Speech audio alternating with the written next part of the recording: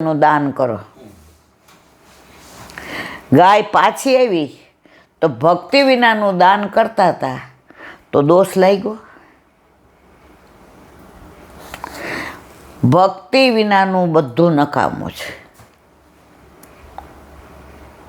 નરહરી જોશી આવ્યા ને વલ્લભ સંધ્યાવંદન કરતા હતા. એ કે ભક્તિ માર્ગ, જ્ઞાન માર્ગ ને કર્મ માર્ગ, વલ્લભ કયો એમાંથી ને મોટો? જેને જે ગમે તે મોટો. વલ્લભે ક્યાંય વ્યર્થ વાણી વિલાસ, પરંતુ મારા માર્ગે ભક્તિ માર્ગ. જો કળિયુગમાં તમે કર્મ કરો, આજે સ્થાન ચોખ્ખું છે ના, ગાયનું દૂધ ચોખ્ખું છે ના, દ્રવ્ય ચોખ્ખું છે ના, હવ્ય ચોખ્ખું છે ના, બ્રાહ્મણ સાચા શ્લોક બોલે છે ના, નિસ્વાર્થ કરો છો ના, તો આનો કોઈ મતલબ નથી. અને જ્ઞાન માર્ગ અત્યારે શીખવાડવા વાળાને જ બરાબર નથી આવડતું. એ આપણને શું શીખવાડે?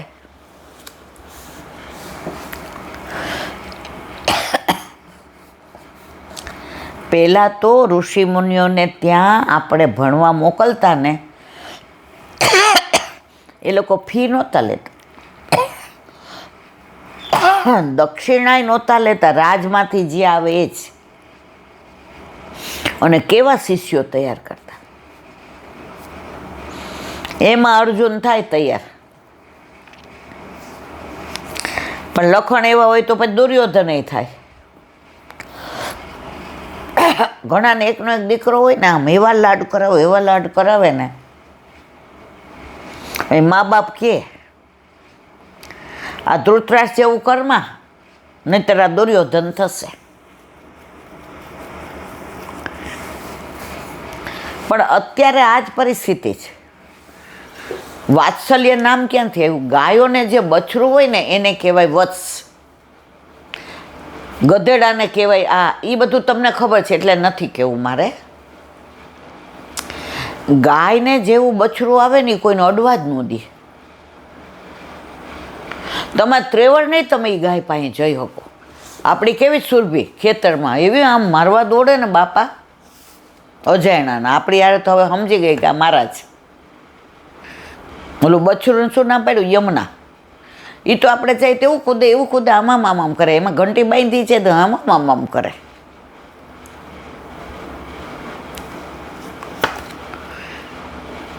તો વાત શેની કરતા હતા? હા, વત્સ. તો ગાય બછરું આવે ને, જીભથી લોહી લોહાણ હોય એવું ચાટે, એવું ચાટે, ગાયની જીભ પેલી થઈ જાય, પણ અડવા ન દે. અને એવું ચોખ્ખું કરે, તમને એમ થાય હમણાં સ્નાન કરાવીને લઈ આવ્યા.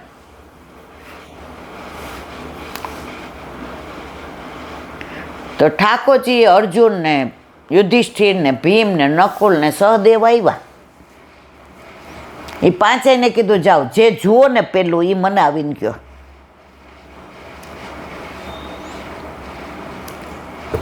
અર્જુન કે હું આવતો હતો તો ઓલી ગાય હતો ને એ એવું બછડાને ચાટતી હતી ને મને જોઈને એમ થતું હતું કે આ બછડાને એ કે આ સમજાણું નહીં.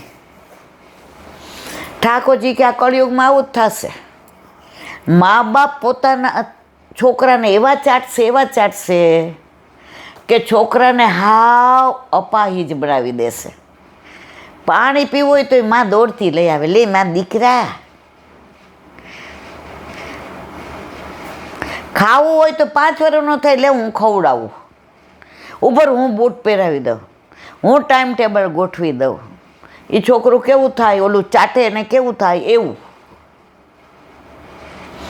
હવે આપણે તો બધાને ઘરે, આપણે નાના હતા 4 5 ને 6 હોય. આપણી મેળાએ 12 વાગે ને સ્કૂલે જવાનું હોય ને પેલા દફતર કહેતા હતા આપણે. એમાં આપણને શરૂઆતમાં લઈ દે, પછી જો વચ્ચે ખરાબ થઈ ગયું, ફાટી જાય લઈ જાઓ થેલી. મને તો બરાબર યાદ છે, ઓલી નાકાવાળી થેલી આપે કપડાની, તારું પહેલાં ફાટી ગયું તો લઈ જા થેલી. થેલીમાં નાખીને લઈ જાય. 12 વાગે ને એટલે જાતે થાળી લઈને બેસી જાય. અને બાને જોતા નહોતી આવડતી ઘડિયાળ, હાવ અભણ હતી, પણ એ 11:15 વાગે એટલે રોટલી માંડી જ દે.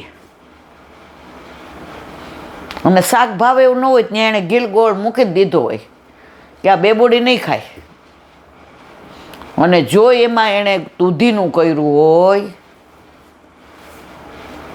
એને એમ થાય બાપા શું કરવું હવે. અને 12 વાગે એટલે દફતર લઈને હાલવા જ માંડીએ. ખબર ન હોય શેમાં ભણીએ જ. પેલા આપણે 11માં હતું SSC મેટ્રમ,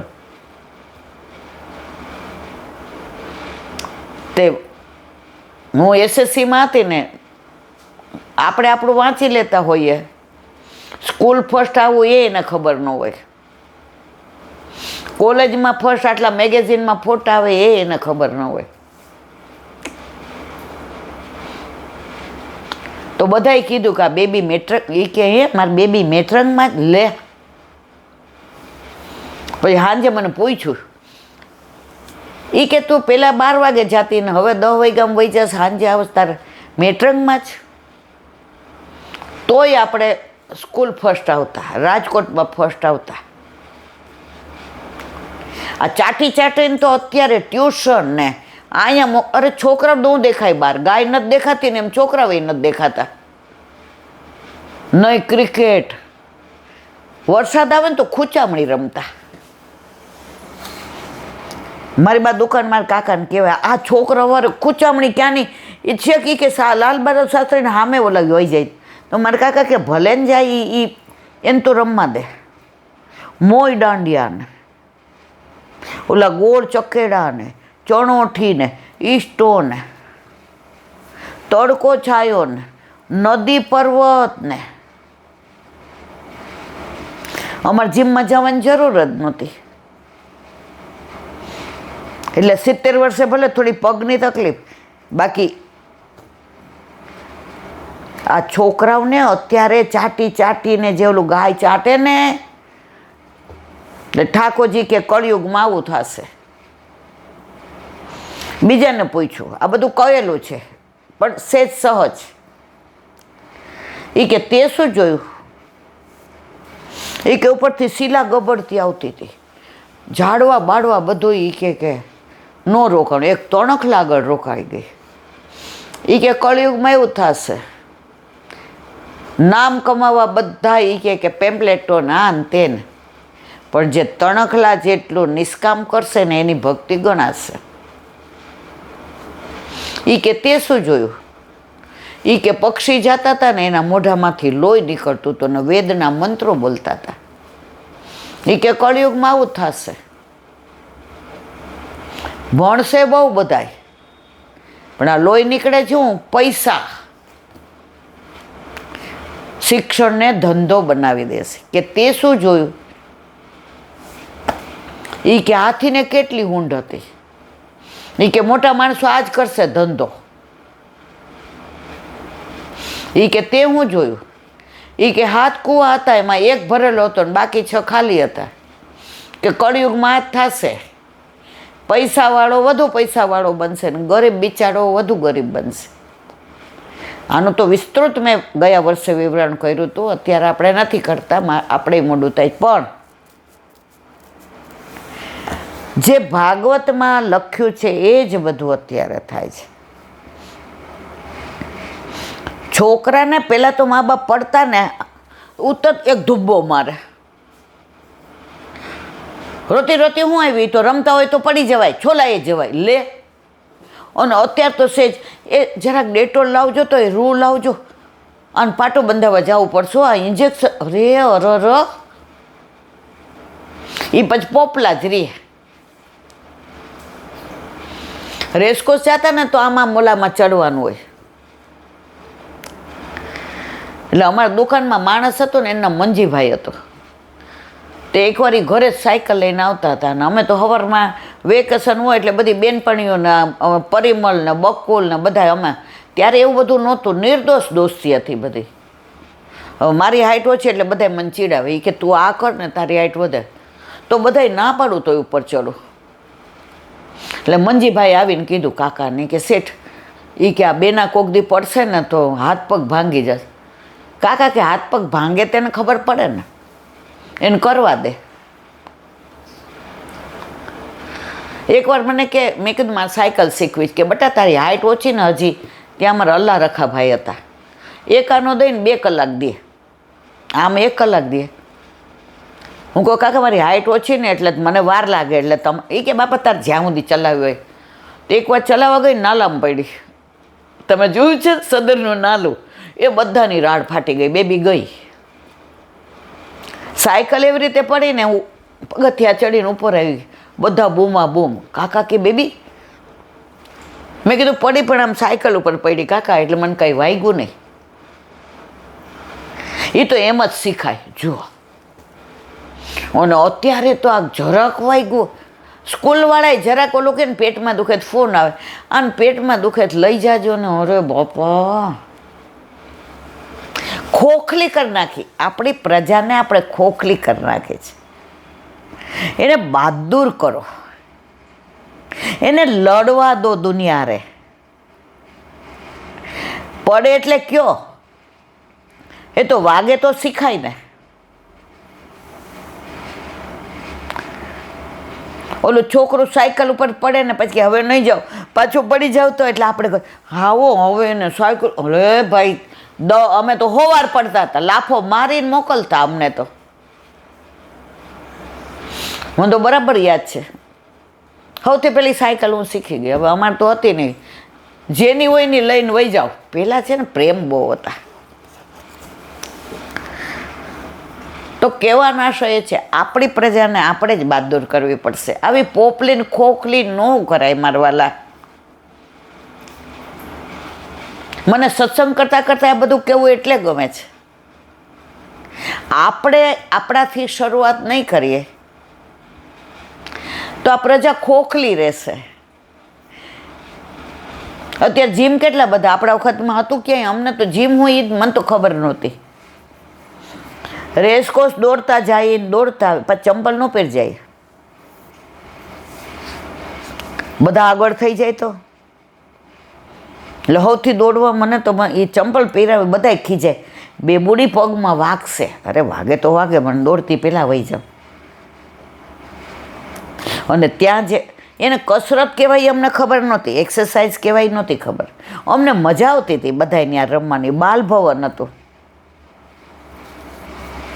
અને અત્યારે પર્સનલ ટ્યુશન, પર્સનલ પેલો જીમવાળો આવે. આ પર્સનલમાં આપણા છોકરા એકલા પડી ગયા. અરે સમૂહમાં ઘા કરો ને, ફોડવા દો એનું. બાહોશ બનશે, બહાદુર.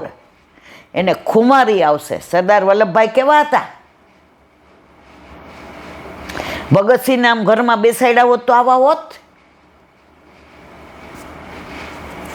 હાલો ખેર, આ બધું તો ઓહો. ચલો આજે વલ્લભાધીશ કી જય. વલ્લભાધીશ કી. સુબોધનીજીનું પાન વલ્લભ કરાવે તો થાય, અને સ્પર્શ કરવો આપણા બસની વાત નથી.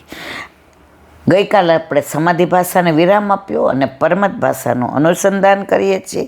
આજે આગળ પ્રશ્ન: જો જન્મથી પરમત ભાષા પણ સમાધિ ભાષા છે તો તે સમાધિ ભાષાથી વિરુદ્ધ અર્થવાળી કેમ હોઈ શકે?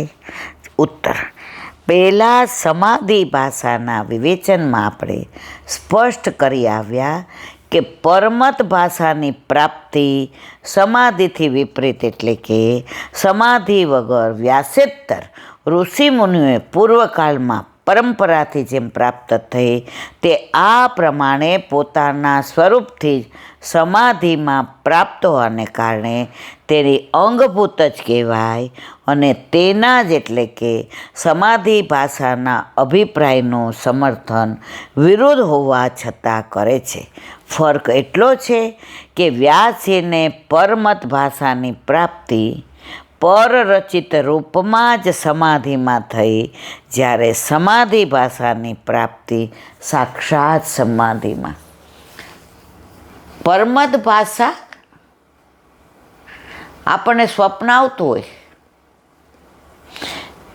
અને ઠાકોરજીના દર્શન થાય, આપણને થતા જ નથી, હજી આપણી કોઈ લાયકાત નથી, પણ માનો કે થતા હોય અને એમાં આવીને કોઈ ઋષિમુનિ એમ કે ત્રેતા યુગમાં આવું કહેતા હતા. જુઓ, કીધું છે બીજા ઋષિએ, સમાધિ ભાષામાં દર્શન ઠાકોરજીની લીલાના થયા, પણ આ ઋષિમુનિએ સમાધિ ભાષા સિવાય પરમત ભાષાથી વાત તો સમાધિમાં જ કરી છે, ભલે એ લીલાના દર્શન ન થયા. એટલે પરમત ભાષા ખોટી છે એવું આપણાથી ને કહી શકાય નહીં. પરમત ભાષાની પ્રાપ્તિ પણ સમાધિ ભાષાવત કેમ ન થઈ? જવાબ, પરમત ભાષાનો અનુભવ વ્યાસીને સમાધિ ભાષાની જેમ સાક્ષાત થાય એ પ્રભુની ઈચ્છા જ ન હતી, એને બીજા દ્વારા કેવડાવવું હતું. જેટલી ઠાકોરજીની ઈચ્છા હતી કે જે મારી લીલાના દર્શન વ્યાસીને જેટલા કરાવાતા એ બધી સમાધિ ભાષામાં કરાવે, બીજું એણે બીજા દ્વારા કેવડાવવું હતું, એ દર્શન વ્યાસીને નહોતા કરાવડાવવા. એટલે વાત તો આ બધી સમાધિમાં જ થઈ છે, પણ એ લીલાના દર્શન નથી કરાવ્યા, એ બીજા દ્વારા કેવડાવ્યું, એટલે એ પરમાત્મા ભાષા છે. પણ એનો મતલબ એમ નહીં એ ખોટી છે. શ્રી મહાપ્રભુજી ભાગવતામાં આજ્ઞા કરે, સુબોધિનીજીનું જેમ સમાધિ આપણે સુબોધિની છે એવી રીતે ભાગવતાર છે. મતાંતર ભાષા તો નામ પ્રકરણે મતા અજામિલ દાસયોગ પ્રાગેવ હરિણા તથા વિચારિતો ગર્વમુક્તે તથા ત્વમ પ્રાપિતો બલાત સ્વભાવ દુષ્ટામ જીવાહી સ્વધર્મોક્ષ ભાવુકા અતસ્થા વિશ્વમ કૃત્વા સ્વાત્માત કુરુતે હરિ ભક્ત સ્વયં વિધત્વમહીન સમાધાવભિષિત્તમ અતો મતાંતરી ભાષા નામ સ્વાતંત્ર કોપી ચ ઇત્યાદિ. નામ પ્રકરણ એટલે ભગવાનનું નામ, નામ મહાત્મ્ય જ્યાં જ્યાં હોય ત્યાં ત્યાં નામ પ્રકરણ એટલે કે પરમત ભાષા જાણે. જો લીલાની વાત હોય ત્યાં લીલાના દર્શન થાય, અને પરમત ભાષામાં લીલાના દર્શન નથી, નામ સેવાયામમાં કથાયામ, સેવામાં સ્વરૂપના દર્શન, અને કથામાં અત્યારે ઠાકોરજી પરોક્ષ રીતે બિરાજે પણ આપણને દર્શન નથી થતા. એમ પરમત ભાષામાં નામની વાત છે. દાખલા તરીકે ભાગવત ષષ્ઠ સ્કંદમાં અજામિલ પ્રસંગમાં તેને અજામિલને પોતાનો દાસ બનાવવા પ્રભુએ પહેલાંથી જ વિચારી લીધેલું, પરંતુ તેનામાં ઘમંડ ઘણો હતો જે દૂર કરવા પ્રભુએ તેને સ્વભાવથી દુષ્ટ અને જીવનમાં ભ્રષ્ટ બનાવ્યો. ઠાકોરજીએ ઠાની લીધું હતું કે આને મારો જ બનાવો છે, પણ ઘમંડ તો દૂર કરવો પડે ને. આપણે આટલા બધા છીએ દુનિયામાં, બરાબર, તો બધાને વૈષ્ણવ ન બનાવ્યા. જેનું થાની લીધું એને જ બનાવ્યા, જેનો અંગીકાર કરવો તો એને જ બનાવ્યા. આ પ્રમાણે પહેલાં તેને પોતે જ ભ્રષ્ટ કરી પોતાના નામ મહાત્માથી મુક્તિ અપાવી. જો આ પરમત ભાષાનો દાખલો આપ્યો. અજામિલે કોઈ સેવા નથી કરી, એને કોઈ સ્વરૂપનું જ્ઞાન નથી.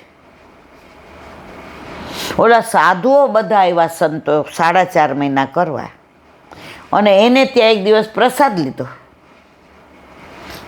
હવે આ તો બહાર ગયો તો આવ્યો, ઓલી પેટથી હતી, આ તો બોલવા ગયો ગાળો. ઓલી કીધું એ આવા સંતો આવ્યા છે ચાતુર્માસમાં, આપણા તો ભાગ્ય ખુલી ગયા. સંતોએ કીધું પ્રસાદ લીધો, દક્ષિણા આપો. એ કે કાંઈ નથી. એ કે ના, દક્ષિણા જો કોઈને પણ જમાડીએ ને બ્રાહ્મણોને એટલે દક્ષિણા તો આપવી જોઈએ, જે યથાશક્તિ. આ મર્યાદા માર્ગનો વેદનો પેલો છે. એ કે નથી. ઓલીએ કીધું શું? એ કે અમારી એક જ દક્ષિણા છે કે તમારે ત્યાં પેટથી છે, પ્રેગ્નન્ટ છે, જે આવે એનું નામ નારાયણ પાડજો. એમ કરીને કહી દીધું દીકરોય આવશે.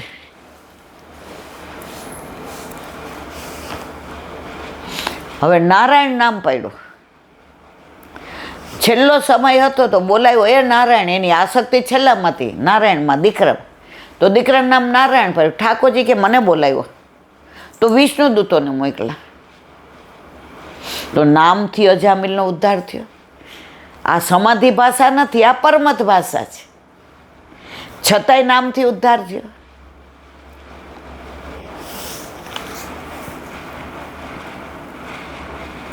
આ રીતે નામનું મહાત્મ્ય સમજાયું. પરંતુ ભક્તની આવી દશા વ્યાસજીને સમાધિ ભાષામાં સાક્ષાત પ્રાપ્ત થાય તો સમાધિ ભાષાના રસમાં અવરોધ ઉત્પન્ન. સમાધિ ભાષામાં રસનું બધું ચાલતું હોય ત્યાં ક્યાં અજામિલનું આવે? એટલે ત્યાં પરમત ભાષા દ્વારા આ પ્રભુની બધી લીલા જુઓ તમે.